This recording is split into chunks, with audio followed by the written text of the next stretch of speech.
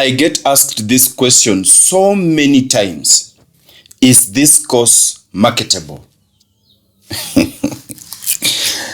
To be honest, most of the times I fail to know how to reply to this question.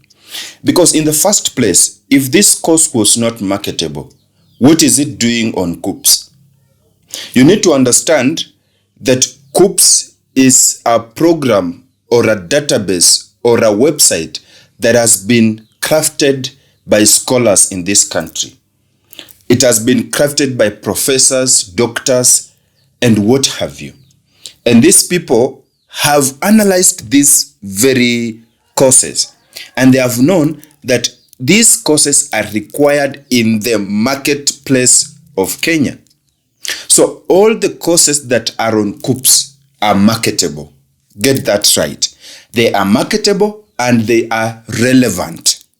Now, here it comes a question again. I'll do this course. Where will I be employed? Of course, there are spaces you will be employed in this country, and if not, outside this country. But again, there are other factors that determine the marketability of this course. And sometimes I usually say, it's just favor. Some people are favored, they get employed, because in that very course, I'm assuring you, there are more than 100,000 people or Kenyans who are employed in that very course. Get that right. So every course on KUCCPS is marketable and relevant.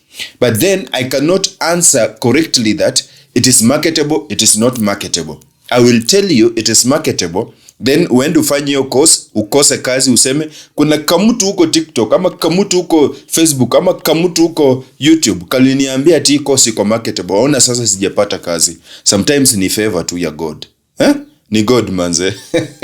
So I wanted to bring this to your notice that this course are not useless.